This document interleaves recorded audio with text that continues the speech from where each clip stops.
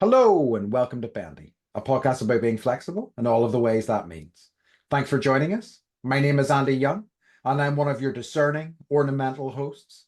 Joining me, as always, is our other discerning and ornamental host, Beth Martin. Beth, a pleasure as always. What's the crack? Definitely We are ornamental. very ornamental, aren't we? We're so pretty. Yeah, I know, I We're know. I so always think of pretty. like car hood ornaments, and then I remember like when it was the thing, and maybe it's still the thing to like steal them. Oh yeah. Huh. Yeah. That's interesting. Yeah, I because I think fewer cars in this country had them. It was only like really fancy things. I think like Jaguars and stuff like that. So Yeah, yeah, Bentleys, yeah, Rolls Royces, uh-huh, Mercedes. Anyways, uh, so the crack. hmm, Um, the good news, I guess, is that yeah. Mike finally tested negative for COVID today. Congratulations. Today. Wow. So, like last night, we were having conversations about like, what if, like, Mm-hmm. you're still positive and Andy's coming on fucking Okay. Friday. I just live outside. Well, no, I was like, you just stay in your like. He's been in the office sleeping. Like we have like a Oh, fold up bed, uh-huh. and that you're gonna sleep on actually. Hmm. And don't worry, it's really comfortable. No, no, that's It's like fine. so I'm it's so comfortable. It's got like Mike like added a he has a little padding thing and another love it. padding thing and all the little pillows and um anyway, so he had COVID for like 3.5 weeks. That sucks.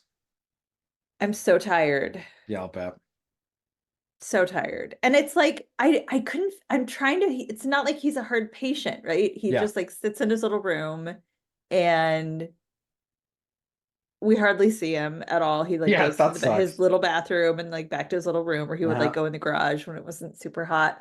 But like the addition of having an extra person to cook for who wants something else, right? Because like Yep. the kids don't like eating the same food. I'm eating something else because I'm trying to be healthy and I don't want chicken nuggets every night. And then he's like, I want soup. And it's just like, okay. And like trying to sanitize everything and keep everything clean and like not get sick for Mm-hmm. Mm-hmm. birthdays or whatever.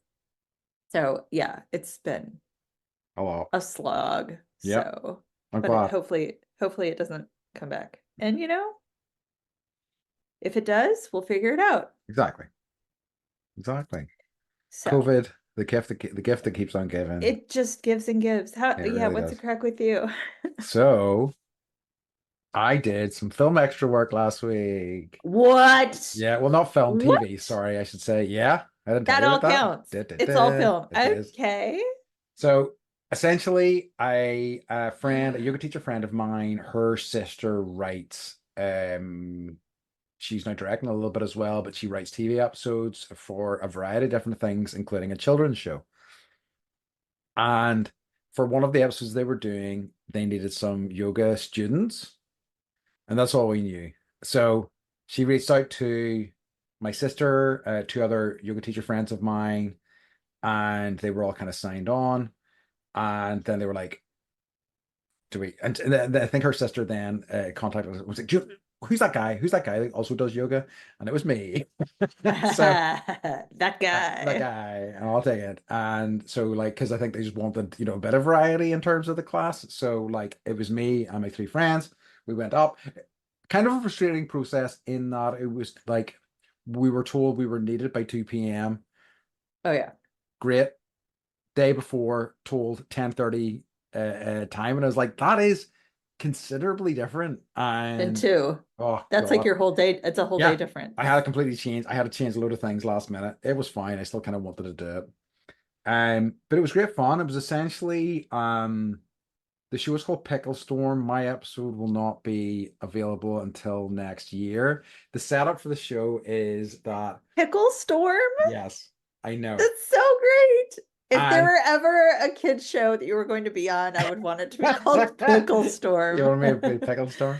Uh and the setup for the scene and the thing I was in, I didn't sign an NDA, so I can tell you. But essentially, the setup for the show is that they are from this alternate planet, alternate dimension, where they're all sort of like D&D style of folks, like they're magic and things like that.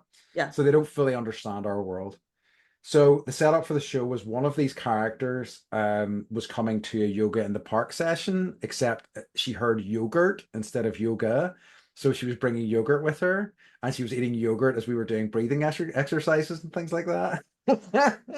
And then we had to do a variety of stuff, but it was good fun. Like it's a lot of, and I think anybody who's done extras work knows this. It's a lot of waiting around and doing very Mhm. little, but it was still interesting to see and fun. I was also like interesting to I'm see. Googling this. This is so cute. I think season one is already up, but like season we're going to be in season Uh, two. wow. But like so but it was good fun. But like what was interesting to note was that you know the way actors have a reputation. You're going to Uh, be on IMDb, Andy. hell yeah. Well, I'm an Do you have extra. any lines? Mm-mm. I did get a scream and breathe, so I don't maybe know if that I don't know if counts. that You counts. get You paid know. extra if you like one line and then Yeah, you're like, you're a featured extra yeah, then if you got a you're line, don't you? featured. Yeah. Yep, yep. But I did have to do like facial expressions and stuff, and I was in the front row. I think again because I was a man, and the two like actresses were like so it's women, Oh my so that you know have a bit of a gosh. breakup. But The kids are yes, gonna die. but They're like gonna die. the one of the actors, one of the actresses was lovely. One of the actresses was a bit of a diva, wouldn't really talk to us at all. Really. So it was very funny. But yeah, it's so it was great. It was fun to do, and it was nice. Like I only have told you this before, but like I years ago went to a recording of a game show and got picked from the audience to be in the game show. Now it wasn't a proper game show. It was like a comedian doing a thing. It was kind of a bit silly, but I kind of got plucked from the audience for that. So and it just kind of occurred to me. I was like, oh, I have done TV stuff before. So yeah, so not my first foray on TV, and all my friends who I were with, um, were like, very terrified, and nervous, and are worried about embarrassing themselves. And I was like, whatever, it's What is, fine. yeah, it's like it's it's kids. They I Exactly. mean, my kids were watching the Christmas Chronicles 2 last night, and they were like, "This Wow. movie's so good," and I was like, "Okay." I have an adult friend who keeps going, do you know what you need to see? And I'm like, what? The Tinkerbell movies, they're incredible. And I'm like, no, I don't. I don't need to see any of the Tinkerbell movies. And she's like, no, it's a really good story. And I'm like, no, I'm not watching Tinkerbell. I've seen the Tinkerbell Are movies. they good? No, That's what I thought.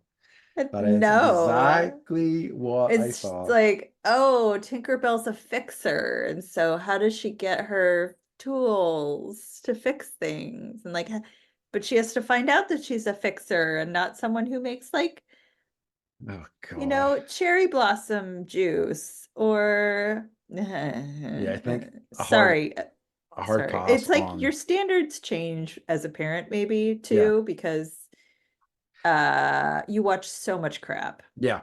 And I've heard other like parent friends who talk about like wanting to curate what films they show their Yes, kids because if you show them something terrible and they love it, you know you're going to yes, watch it like 40 times. yes. Yeah, I can Yes, understand that. we had a fire station fire truck video that Hmm. like it's burned in my brain of this 30 minutes of like this fire station and like, you know, getting the cat out of the tree and serving the community pancakes and Hmm. what the fire pole is. And there's like a whole soundtrack. And like occasionally Michael just hum it and I'm like, fuck you. Don't do this to And he's me. like, I still have the DVD hidden, I hidden. love it. Yeah, that's awesome. Yeah, it's good fun. It was a nice experience though. I had a friend who read a book on reading Rainbow. Oh, nice. I know. Is Did Reading you guys have Rainbow? that? That's No, no, LeVar. we don't. Is it Okay, it's like LeVar LeVar Burton? It Burton. is LeVar. That's why I know about it because of the Star Trek connection. Yeah. Yeah, yeah. So he doesn't always wear those glasses. He has What? realized. Yeah, I know. Okay. I know. Sorry to, Oh, yep, I have to breaking the fourth wall there I have to take your word for for it. you. I don't believe you at all. So yeah. Do you have any Andy's on the What's streets? occurring? Yeah, No, or no, I do. Okay, well, I do kind of. I have a, so my cousin has been living in Australia for a few years, and he mhm. recently returned home. And Welcome home. welcome home. He may be staying, he may not. We're not too sure yet. But I saw him for the first time in ages and had a nice chat with him. And his Australian girlfriend is going to be coming over here in a few weeks. And he's like, "How's the podcast going?" I'm like, "Good." And he goes, "Yeah, my girlfriend's listened to quite a few episodes of it." I'm like, "What?" Okay. Wow. Thank you. We're really So, big in Australia. yeah, amazing. Thank you so much for listening.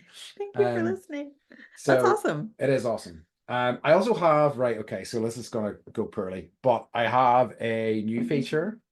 Okay, he It's called, means poorly, not pearly. I mean, I said what I meant.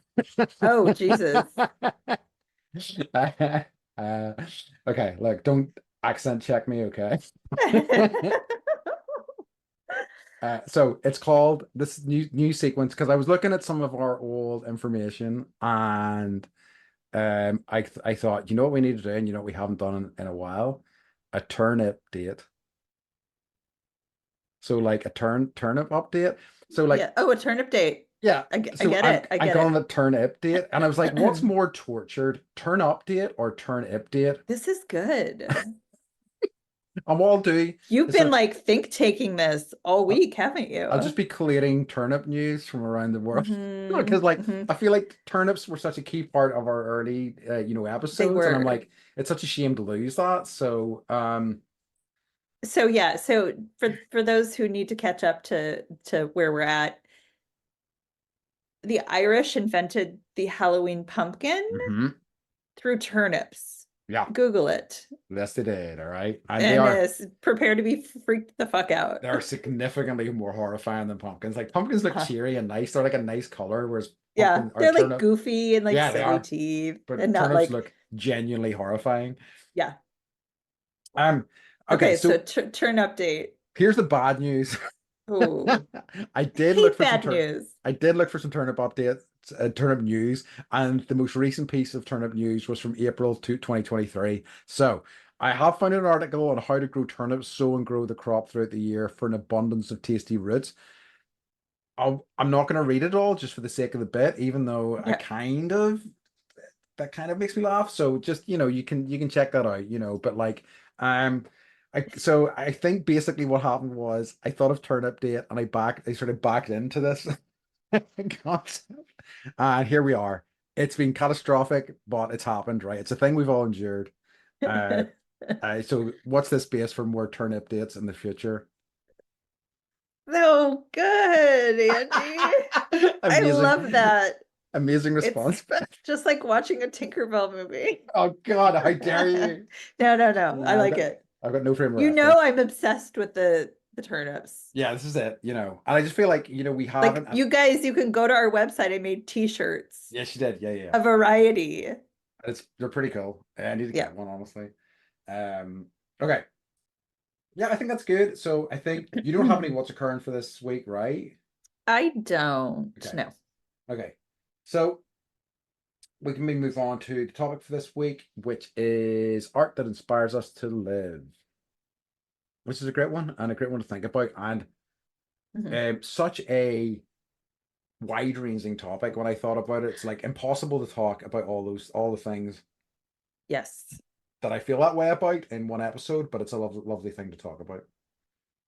And I think like art is inspiring in general and it's like but like there is I think it's the reason I thought of this was because of Normal People and Hmm. like that it's a show on whatever channel but it's in front from 2020 so good but it just like hit me so hard in the heart Yeah, and like I was like it inspired me to like do something or feel and like not all art does that, agreed. right?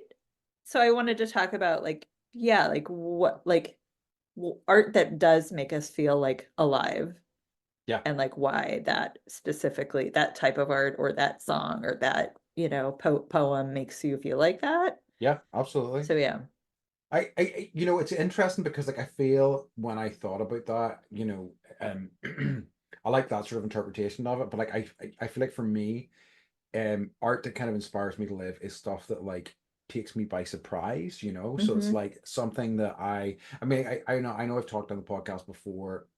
What I really love more than anything is something that feels like it is purely from that person. It's unmodified. It's a pure expression of their artistic ideas and whatever kind of form that might take, you know. And Hmm. like it's why I don't like to like pigeonhole myself into certain genres or certain like art forms. You know, I'm like, you know, maybe I will listen to this country song. I don't tend to like country music, but maybe this is an incredible song. And sometimes you do then hear a song that will just kind of blows you away. Yeah. And I would say too, like when you and your roommate and I went up to the Giant's Causeway Hmm. and just seeing like what Mother Earth did to rock, I know. I was just like, holy. And then you see like how that rock formation and that place is in like all these different other works of art. Like Yep. that's the kind of stuff where I'm just like, holy moly. Look at not just like art that then creates more art Yeah. Yeah. and But like yeah. how it connects So through to like the world that we mhm. live in and like Yep, yep. all of that. Yeah, so true. So yeah, I do I mean, is there something you want to kick off with? Something that immediately sprang to mind whenever we thought about this I topic? Yeah, so what does it feel like in your body when you're like inspired by a certain type of art? You know, I think I almost like, excitement, I guess, right? So I guess heart racing a little bit, you know, my attention is more focused, you know. There's like a charge of energy, I guess, for me, you know. What about Yeah, you? I think it's like I feel like I'm breathing like clean air in a Mm. way. Mm. And then like I have this urge to like tell someone about whatever it Yes. is. Like I've got to get it out, right? I've Yep. got to like write about it or talk about it because the feeling it's like I feel like I'm breathing really clean air and it's so overwhelming. Yep. Yeah, I hear you. If that makes any sense at all. It does. And like I totally understand that. Like just that like idea of being breathing in a different way or like feeling like the kind of newness of that breath Yep. 100%. Yep. Um So, so are you ever surprised by something that you didn't think would inspire you? I think so. I wonder if I would like struggle for like examples of that, but I definitely have been surprised by stuff and like watch things like I think it's I uh um what's what I'm looking for, absorb or take things in with quite intentionally all too Hmm. often. Do you know what I mean? So Hmm. like just coming across something by surprise is rare. I think the arena that happens in most of all for me is music because I love listening. There's a radio station that I love listening to that plays a lot of cool new stuff, a lot of cool old stuff. And I just love more than anything, just like driving along, hearing a song and being like, whoa, what is Yeah. this? This is Yeah. incredible. It's the best feeling. It is. It's the best feeling. Sorry. It's interesting. I was so we're doing the kids are doing dishes now finally because we're old enough to like handle knives and juggle them. Um, and so I put on um apologies for if I pronounce her name wrong, but Imogen Heap Yep. and her song Hide and Seek, the Hmm. Where Are We? Um, and Harper like froze and was like, What is this? And then we were like, Mike was out of town. So I was like, All right, we're gonna like play it as loud as possible. And she just danced around the house and was like, Can you play it again? And danced around the house and was like, Can you play it again? And it was like, that's another reason I wanted to talk about this because seeing it in other people, I'm like, yeah, I want more of that feeling. Like bottle that up and sell it, please. There's a one of my favorite kind of examples of that is, and it's a show I think I've talked to you about before, which is Joe Pera Talks to You. And it's just a show about this wee sort of Midwestern man kind of living his life.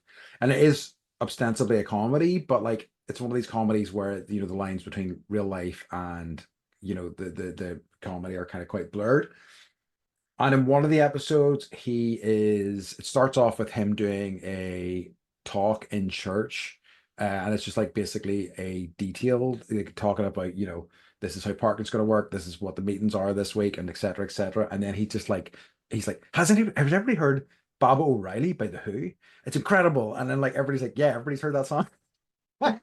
And then it just flashes back to him being at home, and he's just like doing his thing, and he's doing his dishes, and he's listening to his radio, and he just hears Baba O'Reilly, and he's like dancing around the house, and he's like dancing with his dog and stuff like that. And he keeps like calling the radio station because it's a local radio station, and gets them to play Baba O'Reilly again and again because he loves it so much. And it's just such a pure distillation of that concept, and it made me like that show in general kind of filled me with joy, but like that episode was just such a lovely example of that. Okay, this is kind of off topic, but on Mhm. topic.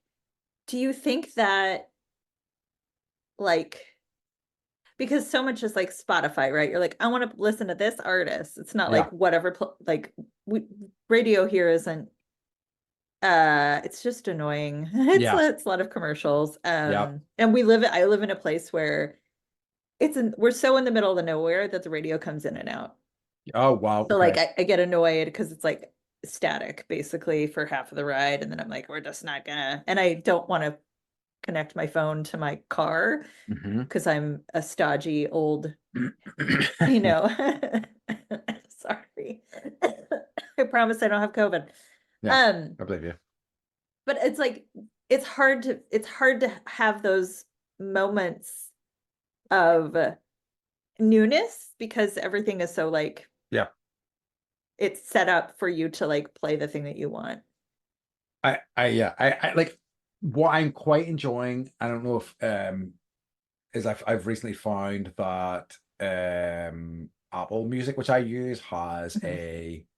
a radio station for you based on everything you've listened to, and I'm quite enjoying that because it like plucks stuff out of my like playlist that I haven't heard in ages. It also plays some stuff that isn't in my playlist that it thinks I would like. It's quite nice in that way. There's also like a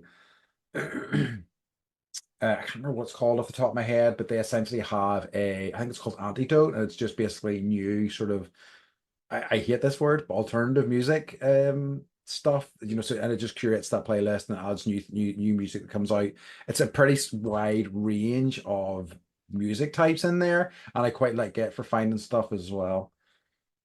Do you think Um, alternative music even exists anymore? oh, it's like I I am kind of the opinion that like a lot of musical genres are a waste of time. I think they very generally get you into the area, but they are pretty useless for the most part. Like I heard an ad in a radio station the other day, and it goes playing all your favorite indie bands, and then it played Queens of the Stone Age, and I'm like, are Queens of the Stone Age indie? I don't think so, but maybe they are. Who knows? Whatever. So like, I feel it can like give people a vague idea of what direction you're heading in, but I think that's as good as it gets, really. Yeah, agreed. Sorry, I'm tangenting all over the place. But Okay, interesting one. so Mhm. what's the difference between liking something and being inspired by it for Um, you? I think it's something that lights a fire under me, like, Mhm. that makes me go, oh, right, I really need to, Right. pull the trigger on this thing I've been thinking about, because it's like Um, and one of the things I was talking to you about, like I'd been really good at writing the past few years and at the start of this year, and it really fell off a cliff this year. And I think I'm going to use this trip as a reset. I want to come back. I want to make sure I make time for it again because I have missed it. I think I have really kind of fed that part of me in a lot of in a big way over the past year, and I'm ready to like, you know, regurgitate that all back out in whatever way makes sense to me.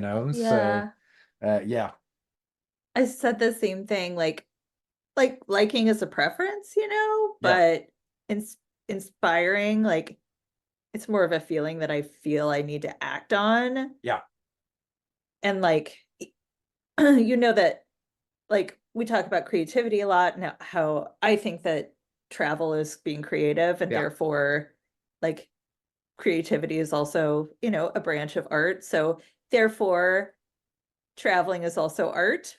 Hmm. Huh? I like Maybe. it. Hmm. Okay. And so like our trip to Portugal, and I was like, oh my God, I gotta write down this feeling because like that whole trip just gave me that feeling of being alive and feeling alive and like um or I'll have like conversations with people and I'll be like, this made me feel this way. I need to write it down.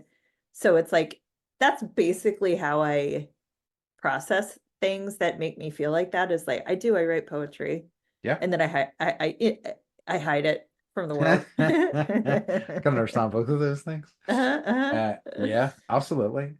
I, and it's interesting. I think that it kind of takes me. It did really in terms of like the direction. Some of the stuff that I really love, it wouldn't have been something that I would have even thought of with that.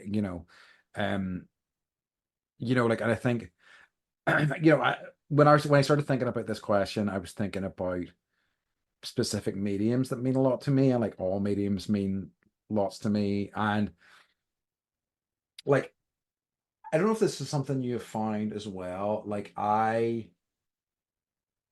find a lot of people, whenever, they connect with certain things, they want to consume as much of it as possible. That's me. Yeah, see, I Me, me, me, me. I I think I got burnt when I was younger. I read a few Terry Pratchett books and I loved them. I thought they were fantastic, and I just gorged myself on them. And I like read book after book after book, and I got really tired of it. I think I read like eight of his books in like a year, Mhm. and was like, this. I just have got so used to his style, and like I think he's an incredible author. I don't think anybody else really writes like him, but like it really kind of stopped me from doing that because I didn't really want to sicken myself on something I loved, because you can end up, for me anyway, it can sour the kind of Mhm. that love. I obsess, I consume it. I do that. It becomes a mania Yeah. where I read everything. Like I'm obsessed with Sally Rooney now because of her writing Normal Yeah. People.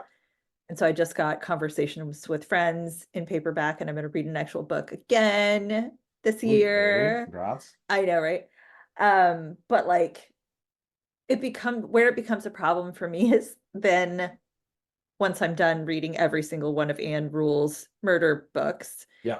um, based on actual true crime, Hmm. I can't find that next thing Yeah. as quickly. And like it's like I run out of everything, and then I'm like, what do I do now? And then I have Yeah. to just kind of wait until I get So, inspired by something else. yeah. And sometimes it can take like 6 months, and that sucks. Like, yeah, I think that has always worked. I think I think I was fortunate that that happened to me when I was a kid, because like I think it really has helped me kind of like take breaks from people, and then I'm like, oh great, and I go back and like a couple of years later and I find all this wealth of stuff that they've done. I'm like, amazing. I can Yeah. catch up on this now. Yeah. Yeah. And like I'm just a binge person, Yeah. not necessarily with food, but like with like TV. Like I'm Yes. holding out on slow Oh, I was horses. gonna ask you about that. Yeah. I know because I can't just watch it once a week. Like Yeah.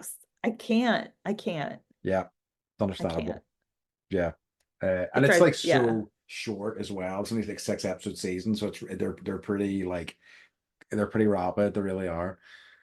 Um, yeah, I think, is there like, whenever we started talking about this, was there specific stuff that came to mind whenever you were thinking about this? I made a list of like my Okay. favorite, not necessarily like I tried to think of different genres, but it's more like what am I kind of into right now or what's hitting me hard Mm-hmm. right now. Um, I love any black and white historical photograph. Mm. Like love, love, love, love. And part of that mm, is probably because my dad was a history professor. Yeah. And so it was always like, do you remember those like carousels that had the slides in them, slide Yes. projectors? Mm-hmm. So I used to sit in on his classes sometimes and learn about, the goddamn Reformation, as he called it, or whatever. Um, and so just what a black and white photo can do, like it just murders me inside. I love it so, It's so much. it's like time travel. Yeah, and I have some in the house that you'll see, and like I have reasons that they're on the wall, and Hmm. like they were his, and my mom was like, I have these, pictures that I don't want them anymore, and I'm like, I need all of them. They all Yeah. like I know the story behind it, and like I have one in our bedroom. It's of the Shirt Tail Gang from the gangs in New York, like Oh, cool. eating under like a bridge, Hmm. and there's just like literally they're sitting on mountains and mountains and mountains of like garbage and tin cans, and they're all eating and they're staring at you, and you know that they could murder you in a second, right? So like those are the kinds of things like, oh, I love. Okay, do you want to trade off? Okay. So I like what I took this in sort of like I'm talking about murder a lot. I'm sorry. I don't know, but like, hey, murder shows, murder podcast is the kind of new obsession for It our is. culture, seemingly. It's for all the basic bitches Yeah. like me. um, so the way I looked at this, because it was such a kind of overwhelming thought, was to break it down in terms of forms specifically, and like all Mhm, forms mean a lot to me, but um I thought about comic books at first, and I thought about um how I kind of like engage with that, and like for the longest time it would have been writers that I would have followed. Ed Brubaker is my favorite writer. I think he's incredible. I think he's like um he just taps into something that I really love. Like he has such an interest, he has such a kind of old school sensibility. He like grew up in like old sort of like pulpy crime novels and things like that, and that like infuses so much of what he writes, both his like mhm, superhero comics and also like his own stuff. So like he has done a long running series called Criminal, and it's just about that. It's about, and they're kind of interconnected stories featuring different protagonists. They kind of weave in and out of each other, but not really that much. And I his the way he writes, how he puts his characters together, it's always incredible, and it's always a good time. I think I might have talked about one of his comics and the things that bring me joy recently with the Reckless comics, which were like a guy called Ethan Reckless, and he's like this kind of hard-boiled kind of private eye detective type thing, and they're just like really pulpy and really silly and lots of fun. But like I also have noticed in recent years that that's the kind of common thread in terms of what I love with comic books, because like he's got this old school vibe, but also in artists that I follow. I don't know whether you remember, I showed you a book whenever you were here called the Parker book. You know I that do. big, Yep. and that is of that era and that genre too. It's hard Hmm. boiled, sort of like pulpy, sort of like Hmm. comics, featuring no nonsense bastards. Like from the like 1950s Yeah, outfits. yeah, Yeah. fighting other bastards, Uh-huh. and so like it's interesting when I think about it, that it all kind of like it's all from that sort of wellspring in a way, Hmm. but that stuff I just find, and like his writing, Brubaker, just go back to Brubaker, his writing in particular, I sometimes like stop and I'm like, fuck, that's good. Like that's a really good turn of phrase. I really like I like it's one of these ones where like I hope, if once he wrote this, he like was like, you know what? That's me done for the day. I deserve it. I've earned my Hmm. break. It's so goddamn good. Um, so yeah. So that's the first sort of thing that kind of sprung to mind whenever I was putting this list together. Hmm. I like it. I so I was thinking like okay, what's your favorite painting ever? Like what Hmm. painting have you seen? Like, I've gone to some museums and I've been to the Louvre after hours at their 7 p.m. It's free, run through the Louvre as fast as you can. Yeah. See the Mona Lisa, hey girl, and then like run out. Speed run. Uh-huh. And like I don't know actually where this actual painting exists somewhere in the world. If anyone knows and wants to give it to me, that'd be super cool. But it's called Flaming June. Okay. Um, and there's like a BT, the DJ. wrote a song called Flaming June, and that was where I first heard the term Flaming June. But the painting itself, like I Googled it for some reason and I found the painting and I was like, oh my gosh. Like, so this Interesting. BT song with this painting, and Flaming June was actually in Trainspotting. So it's like the toilet scene. Oh yeah. The that's the song. So Ah, yeah. So it all is coming together in Andy's it is. brain. But it's this painting of this woman sleeping, and she's wearing this orange dress, and I love it so fucking much. I like bought like a $15 one when I had my last job and I hung it, and that was like in the space that I could see the most. Hmm. And when I was just like, like staring out the window or like looking around and like wanting to have a like mental break, I would just look at her and feel like not so much inspired, but like I don't know, it was almost like a touch point of like what really matters isn't necessarily your job right now. Like what Yeah, really matters is like the beauty of the world and like naps. Um true. so that's my favorite painting I love it. ever. Yeah, Hmm. I'm looking at it now. It's beautiful. I It's know. it's one of the things, and like you were talking about it there, and it's kind of one of my regrets that I don't really make a note of so I guess how I absorb art galleries is that like I do really enjoy them. I just like to go through and just I spend time reading about them, but like very occasionally a picture will just speak to me, Hmm. and I just can just stare at it for like ages, and I just love looking at it completely, like taking it all in. And I think that will happen maybe once or twice in the average sort of art gallery, that something in particular will just really resonate with me. Um, It never happens to me. oh really? Yeah. And that's sad. Like I, I don't read things. I don't want the headphones. I don't want the tour. yeah, I Like don't my want that mom either. will, she's like, she could spend all day listening and learning and reading. And Yeah. I run through and I'm like, yep, nothing spoke to me. Well, but you find Flame in June. Do you know what I mean? Just in a different way, Yeah. So Yeah. like, it's maybe just you're waiting for some particular one, that to strike you. And I mean, had you seen this in a gallery, it would have been a very different story, I would guess. You'd have been like, "Whoa, what is Yeah. this?" Yeah. Well, and also I think it's like s- size doesn't matter, but sometimes it does when it's a painting. So my favorite artist, I would say, is probably Salvador Dali. Yeah.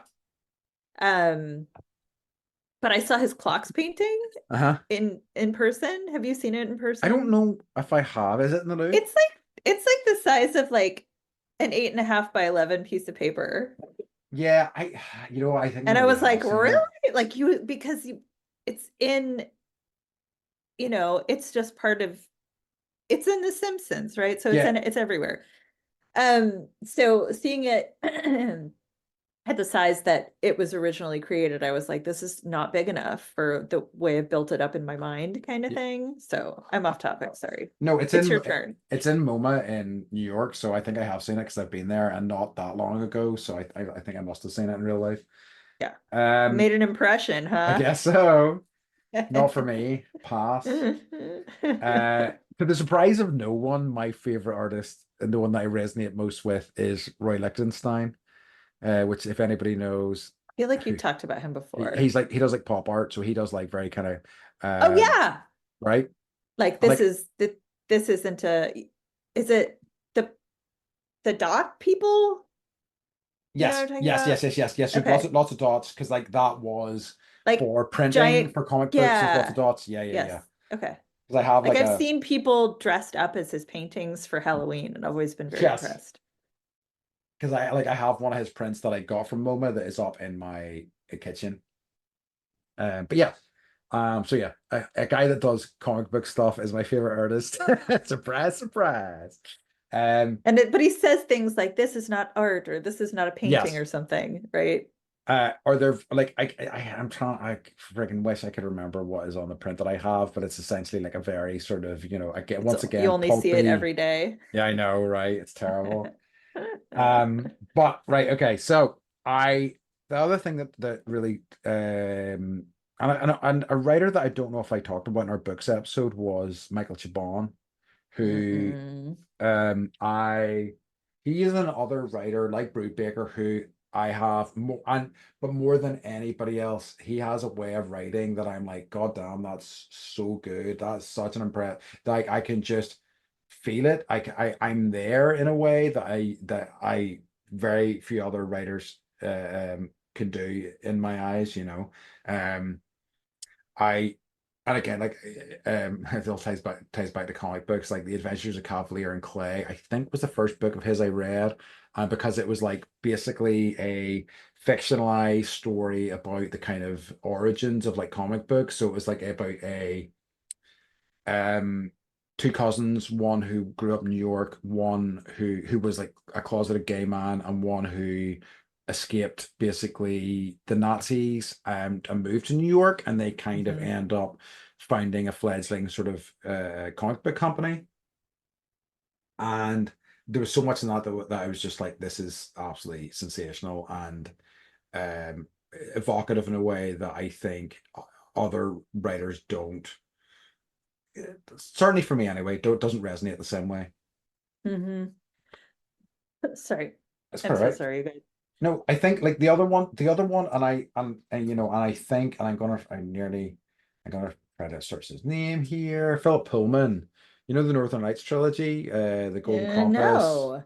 Okay, so they've made a TV show for this. There's three books. It's essentially about a world where people have these like familiars that are like connected to them.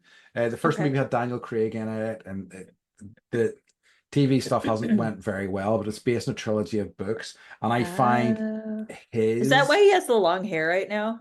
who Daniel Craig. oh no, no, he did this. Okay. He did that movie, Long geez, time ago. a long Okay. time ago. There Okay. is a TV show that has what do you call the guy that wrote Hamilton? Oh, Lin But Manuel Miranda. yes, he's Yes. in he's in the more recent TV show and things like that. I haven't been super crazy about, you know, the TV stuff, but I think the books, especially the first book, is just sensational. He This probably speaks volumes about my relationship with food. He writes about food in a way that I find absolutely incredible. I can taste it in my mouth. You know, it's he's wonderful. But he's just generally a good writer. There's a lot of like back and forth about what those books are about and whether they have like a Christian allegory and stuff like that. But I think Mhm. it's quite a compelling trilogy of books. I I've not given into the obsession, but I've read Joan Didion's Year of Magical Thinking, Oh, and that it hit me. And like it's about, going through a traumatic event. She lose her husband and her daughter in the same year.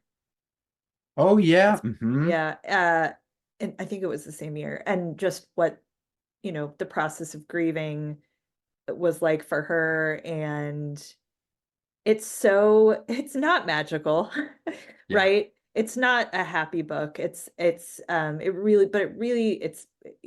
gone through the loss of a parent and the grieving process, it was just, and everybody grieves differently, but it was like I was able to find someone who kind of grieves the way that I do. And like express that Um, in a way that I you was it connected was with. like I totally was like I could have written this. Yeah. Not really. It would have been like a C plus, her as opposed to her AA plus plus plus. But it definitely like put things in perspective for me. It made me feel not as alone. And then I was like, what is like this feeling? And I started reading the book because I watched the documentary about her. Hmm. And she's this little tiny, like 80-pound unassuming um person who doesn't, or she's passed away now, but doesn't care about, what she looks like, if she eats. Her love of the written word, her love of sort of like the anthropological aspects of humanity. Hmm. I love that in general. It's why I watch so many documentaries, I think. Um, but I just I watched a documentary, I read the book, and then I was like, I need to write and write and write. And Yeah. that inspired me. I wrote for like 3 months after that, just having read her book. Because it's like, okay, this is possible, then I can also, do something with my words. Yeah. And then I forgot to keep Yeah. writing. But that's how Right, life goes, right? right, right. No, I like that a lot. Yeah, it is interesting. I think I don't know. There's something about connecting with a writer, like an author in particular, that I just has I don't know, a weight to it in a way that maybe other stuff doesn't. Like and even though I don't, I think there like, music and things like that can feel slightly more ephemeral in a way. There seems like a solidity to like books that are is just different. But like Yeah. I fucking love music, all right, so don't nobody say anything. Um, I like, and this is a drum that you have heard me bang many a time, but like I love video games. I think that they are a maligned art form, to be perfectly honest with you. I feel like there is some staggering works of art in there that people will never see because of like, an idea of what a video game is.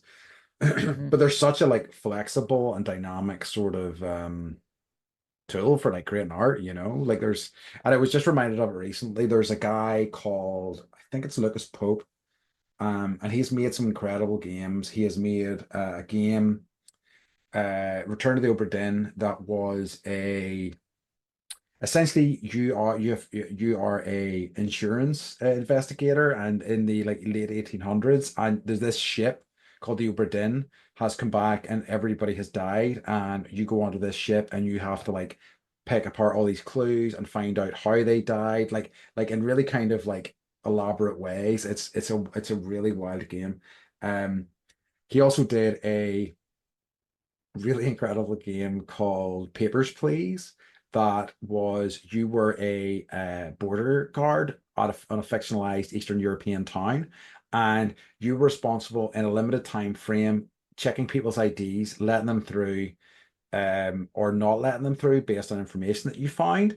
And if you made mistakes, you got your pay docked. You had to go home at the end of the night, decide if you had enough pay to like feed your family and things like that. So it was really Wow. weighty because like you were both making decisions that impacted people's lives majorly under a tight time frame, but also with the knowledge that those decisions would impact your family life as well. It was really incredible. That doesn't sound like it's a lot of fun, but it No, was it very cool. it's like I remember like the first time one of those games came out where you really had to use your brain and think things through, and it was, did you play Myst?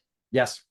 Yeah, that was like, I remember that being like, Yeah. whoa, I'm like, this is healthy. This It's is true. healthy for my brain. I, I I think one of the problems with video games is that like it's hard to stumble across that sort of stuff because their video games, even in their most inexpensive form, are they're there's a price attached to them. I think that's what I kind of love.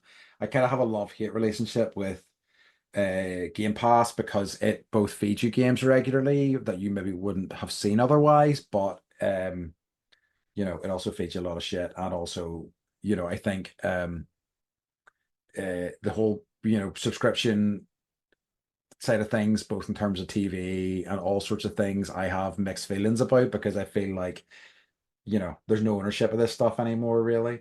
No, like when you're talking about how Apple is like playing you things Yeah. based on like what you've listened to or what you've bought. And I'm like, yeah, but you probably don't own those songs No. anymore because you've gone, yeah, it's like I can't even. Well, we'll talk about things that we dislike Yeah. episode, and we'll talk Yeah. about Apple on that. Yeah. Okay, so sometimes sometimes we listen or watch or do something to make us happier Hmm. in an art form. And like, what is that for you, or what are those things for you? Like Uh, you're in a slump and you're like, I've got some tools huh. that I know are art. What are they that you do to like help yourself? I think I probably dip back into I I very rarely reread stuff, but I would dip Mhm. back into the sleeper comic books by the guy that I mentioned earlier, Ed Brubaker. I probably read them once a year. I love that sort of. I think it's just such a. It's about 24 issues of a comic. It tells a complete story. I think it's one of the most sort of like perfect storylines in comics. Um, I try to um recreate surprise even with the music that I like. So I think, and I played you before, like I used to have separate playlists, so a playlist that was like, you know, rock or whatever, and that which was nonsense. So instead, what I did was I threw all of that into one and I just shuffle it. And then Yeah. sometimes like a song I know I like, but I haven't heard in ages will just come along and I'll be like, oh, awesome. So I dip back into that and my Shazam playlist frequently and just shuffle them and see what comes up. And I think that that can really kind of give me that lift. Hmm. That's good. I think sometimes video games do that for you too. Oh, 100%. When you're just like, I need to get out of my own Oh, head. yeah, yeah, yeah. I think I've Yeah. talked about how I think they're meditation for me. And I think that that's Mhm. why, but I think there are different, like, if I'm playing multiplayer, it's not meditation, but Right. it's quite the opposite. But if I'm playing like a single player, a well-crafted single player game and it completely absorbs me, it really, yeah, it really gets me there. What about you? I'm embarrassed. It's Don't be embarrassed. EDM. I love it. Yeah. Like I want to rock out. I want to Hmm. feel like a very, very, very strong bass beat in my heart. I love And it. yeah, just like pump it up. And it's usually like, I love me some Hmm. Tiesto. When before Bass Nectar was a creep. Yeah, So those, like I still like I love Carl Cox. I yeah, love DJ Dan, like stuff from like the 90s. And those guys still fucking tour. yeah, They still play. true. I love it. Um, so what type of art does not inspire you or change you in any way? First thing, I would just before we can maybe move on to the last thing you see, my Yes. opinion is that never be embarrassed about the things that you love, and the people that try to make you feel embarrassed about those things suck ass. But anyway, that's all I'm gonna That's say about right. that. They do That's suck right. ass. So just let people Thanks, enjoy Andy. shit. Just let people enjoy shit. Fuck's sake. I agree. Stop. That Agreed. is something I did want to get onto, which was gatekeeping and that sort of shit, which I really hate. I just like let people enjoy stuff. And if people want to enjoy the stuff that you enjoy, awesome. It's great. Do you know what I mean? Let them in, embrace them with open arms. Anyway, so what stuff? I don't know. I find that, do you know, I'm gonna maybe answer that in a roundabout way. The Okay. question you asked. In a nicer way than my question. No, Let me gatekeep, Andy. I think because like as I have went on, I have been more like open to embracing new stuff. So there's nothing like I really dislike, but I do think like as in like generally like there's no sort of types of movies or whatever that I'm like not for me. Because like I used to say I wasn't a big fan of horror, but I know why that was, and now I like if somebody says this is a good horror movie, I'm gonna watch it. But what I was finding interesting is that I feel like there is art that inspires me to live that I didn't particularly enjoy. And one of the things that a few movies I saw over the past year that I feel like fit into that were Beau is Afraid, which was the Ari Aster movie. I have not watched it yet. I don't know that I can recommend that movie. It's a fucking fever Okay. trip. But I in terms of like my thesis that people should just put what they from their heart onto the screen. It's such a incredible example of that. It feels like such a authentic representation of what like mental collapse is and like panic attacks in a movie. And like Oh, that's a yay. lot. I know, yay, hey. That's yeah. Yeah. Um, What's that Jared Leto movie where he's a heroin addict? oh God. That's that one for me. That's I know Where it's just exactly what you're like talking. every scene you're just like sadder and sadder and like it's physically like hurts your body to see these two wonderful people in love, like That's a famous going Requiem on. for a Dream. Yeah, that Thank movie's you. a fucking Yeah, nightmare. yeah. But yeah, it's great. Yeah. So it's like but like I came away after watching Beau was Afraid, um, going inspired to create because it was just such a compelling, version of, like I say, maybe it wasn't for me. I don't think it was for many people that movie, but it was just like such an authentic representation of him. Hmm. And I felt the same way about Kinds of Kindness, the Yorgos Lanthimos Hmm. movie. I really enjoyed Poor Things a lot more. Kinds of Kindness is bonkers. Okay. And every wild choice that he made in that movie, I was kind of like, okay, okay, Yorgos, let's see what else you got for me. I had other friends who were like looking around, going, "What the fuck is this?" I'm like, okay, let's let my man cook, as we talked about in previous Right, weeks. right, right. Yeah, I think I don't like Renaissance paintings don't speak Uh-huh. to me. Sad Jesus. So Jesus. Just sad Jesus. Like I can't. They're yeah, it's like there I've been to some museums recently and it's just like their whole wings of sad Yeah. Jesus. And I'm like, I'm sure he had some happy days. I mean, I'm sure there was that guy's got a lot on his plate, you know? this is true. This is true. But I mean, so did Buddha. It's true. And he's a lot Anyways, happier. Yeah, I know, I he's got a know. better attitude about this whole thing. Generally about everything, right? So, I don't really like modern art. Like it doesn't really speak to me, Uh-huh. Okay. except for Tim Hawkinson, who's the guy that like saves his like nail clippings and makes them into like Mm. tiny birds and like draws pictures of like his like how much he would weigh. No, he made a lead uh sculpture of his feet in kilograms for how much it would like weigh the same as him. And then he's Okay. always drawing pictures of his anus. I don't know, but I love his shit. I love it. I want I, all of his weird skin and nail clipping art and like mhm. like he does really creepy shit. Like maybe it's because I'm obsessed with murder, but like he made it was like a lampshade made out of chicken skin and I was like Wow. that's so interesting, right? Um, so I have a book that I'll show you when you come, Okay. and it's all his weird stuff. Okay. It's all his weird stuff, and like he did one where he like made a giant mural out of red pens, right? Just coloring like insanity, all these little drawings all around this entire room, and he saved every single red pen, and then he made a giant finger out of it.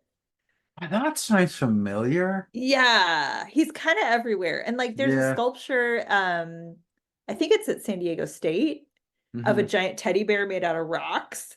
Yeah. And so like that, I've seen some of his stuff. It's And just it's fascinating. I It's like fascinating. the Jeff Bezos rowing boat, which was a good example of That's modern art. the It's like, that's totally spoke to me, yes. which yes. Oh, I could talk about Jeff Bezos rowing boat. Like I that could be its own episode. I'm gonna watch it love it. after we're done here. Okay. Um, bad writing. Yeah. Bad writing. I agree. I And I yeah. yeah, I bought a book. I'm Hmm. not going to say what it was about because it's embarrassing, but it was so poorly written. The content was like helpful, but it was so poorly written. I got in like maybe 10, 15 pages and I was like there's so many grammatical errors. You sold this on Amazon. Like Yes. and the reviews were like it's good, but wow, they're just no some of the sentences just didn't end with punctuation at all. Yeah, and like I know, like if I start reading a book and I'm like, this is badly written, I just stop. I remember like Yeah. there was a free John Candy autobiography, and I was like, people were like, yeah, this is a good book, check it out. And like I read the first chapter, and I was like, this is fucking appalling. It's so badly written. It's So not. yeah, the good It's news is mhm. anybody can write a book Yeah. This is a good. and Yeah, publish exactly. it, Yeah, yeah, and yeah. someone will buy it. It gives me hope. Like like okay, my shit's bound to be better than that. Right, right. Yeah. I Do you have anything else? So I had a nice sort of thought. I think it's kind of relevant to this subject. It might be a way to Mhm. kind of finish things off. Um, just in terms of like the creation of stuff. Do you know what I mean? And I Mhm. guess so like I saw an interview with Donald Glover. Donald Glover is retiring his Childish Gambino persona at the end of this Okay. year. Okay. So Childish Gambino is Donald Glover's an actor, and Childish Gambino is his like music alter Music. ego, and Yep. he's released like 5 or 6 albums as him, and he's All just really good. yeah, he's got a lot of really good music, and he was talking about like 2 or 3 albums in, he was doing a concert with Erica Badu, and he was like so intimidated because it's Erica Badu and she's incredible. And he just expressed to her that he was working on a new album, and he was worried about how it would turn out, how people would deal with it.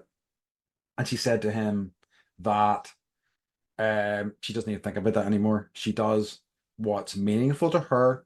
How people consume it is entirely up to them. Maybe they consume it in the car, maybe they consume it on a walking along, maybe as they're doing their laundry.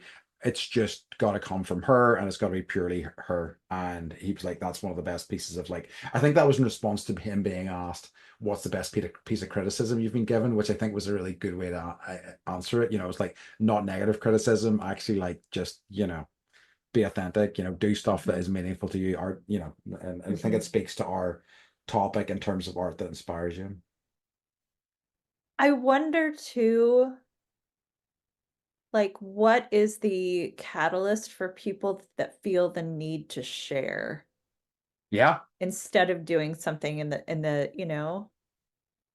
darkness? Not the darkness, but like, No, internally rather than externally. Yeah, it like is. what is that? And I don't know if I have that or not.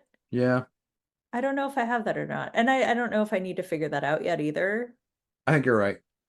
I think it might even be finding out how it manifests within you. Do you know what I mean? Or like what form it takes. And I think that can be a struggle in and of itself, finding that out.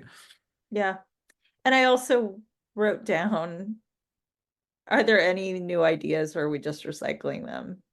I think that's been the case for like hundreds and hundreds of years, honestly. And but I think that that doesn't matter. I think that there is interesting angles on all these ideas. I mean, like that, the End of the Woods book that we talked about before, which is about Hmm. this craft of writing, which basically is makes a convincing argument that basically all stories have a shape to them, but that doesn't mean there aren't interesting stories still left to be told. I think it's both. Yeah, I just think um it's harder to parcel it out because and we talk about it a lot because we're just so inundated by so much all at once yeah, that we don't even take the time anymore to be like, oh wait, this is from, I know, this is the original thought there. This yeah. came from this book, or it's just no one's crediting anything and fake news versus real news. Hmm. What like AI is writing things that may not be true. And so I think um I don't know. I think it's both. Yeah, And you're right, it doesn't really matter. yeah. I think So it's that's a nice way to leave it off, I think. Do you have anything else you wanted to speak about in this topic, or should we move on to our favorite part of the episode? our favorite part. Um, so what's been bringing you joy this week? I'm going to do mine quickly because I'll have to be short but sweet, Okay. which is the new season of Slow Horses, which I obviously cannot talk about. You can't talk about it. I'm sorry. It's good. It's so nice just to see Jackson Lamb back again. I I it's know. I think I am. I do like I really love all the characters in that show, I think, but he really, really does make it. But like I think I always think about him more than anything after watching it. But like when I'm in the middle of watching it, I'm reminded like how good everybody else is in it as well. So it's been really nice. So yeah, that's me for I this love week. that show. Very good. Thank you for not spoiling it. Of course. So I watched a documentary, of course, about the making of The Nerd. Sopranos. Sorry. I know. I've seen everyone ever made. But so I'm a fan of The Sopranos. So it was a documentary about the making of The Sopranos, through the eyes of David Chase, who is the creator. Yep. Um, and I guess he only directed the first episode and the last episode, Yeah. but it was just him talking about how he came up with the characters, and it's all based on his own life. And Interesting. it all started with his mother Oh and the yeah, type his of relationship with person, his mother. his Yeah, yeah. relationship with his mother. And it was so interesting that you know, because I just assumed, you know, Tony would be the sort of central point of any Yeah, idea of yeah. creating anything like that. But no, it was actually David Chase's mother was so out there that people all the time were like, you got to write down, you know, the story. And then everything else was all about him, you know, living in New Jersey. And so because he was so um concerned with doing it the right way, he Hmm. refused to allow them to film anywhere that wasn't an actual place in New Jersey. I So love everything it. that you see, it's not, I mean, except for when they go to Italy and all that. Yeah. Um, but then he also talks about the ending. And Hmm. I'm gonna spoiler alert it for those of you, if Okay. four people in the world that haven't seen the ending of The Sopranos. Uh-huh. There really isn't an ending. Yeah. And it's the family sitting in a diner, and uh then the song Don't Stop Believing comes on, and he talks about why he picked that song, because there's a line in it that's basically like, you know, it just like life just keeps going on and on. And he's like, well, that's true with this character, that's true with life, that's true with everything. And uh so he brought it to all the writers, and he was like, I'm thinking about doing Don't Stop Believing as the song. And they're like, no, no, that's terrible. And he was like, that's that's my answer for why I'm absolutely going to do this, because, Love it. you know, what you don't want is people to be, you know, to watch it and be like, okay, Tony died. All right, and that's the end, you know, or Yep. whatever. But that's the end, you know, at the water cooler the next Yep. day. This is it. Why? And then what they have to do is then go and rewatch the whole show to Yeah. figure out, and what he did, which I now need to go and rewatch the whole show, is he mimicked the first episode and the last episode. Mm. So if you watch both, you'll see a lot of the same, like Like beats and stuff uh and a lot of yeah. same phrases, same. Mm-hmm. And so it's just like Mm. life is just, it continues on, but it's also, you know, the things that he says in the first episode carry through the whole season, and don't stop believing, because I it love goes it. on and on. So yeah, I love, it's so good. And yeah, now I'm gonna go obsess about The Sopranos. So good. And Yeah, that's like 6 or 7 seasons or whatever. So I I do got love it. my You my do. fall and winter planned. Yeah, I do love a show. I do like, especially a show that I was really engaged with, like Shogun this year. I got I really haven't engaged watched with that it. yet. It's so freaking good. It won And all the awards at the it Emmys, I was guess. so So freaking good. It's so like okay. and it's only 10 episodes, tells a complete story, but like there's a lot of that sort of stuff, certain elements kind of resonating throughout and certain things happen early episodes that kind of have mirrors later on. And it's such a well put together show. It's yeah, very, very good. But anyway, this is not Shogun talk. We're at the end of our episode. So can you tell people where they can find Please check us? out your turnip merch Yeah. at Hmm. bendypodcast.com. Cool. Yeah. Okay, folks. So thank you for joining us as always, and we would like to remind you to stay Stay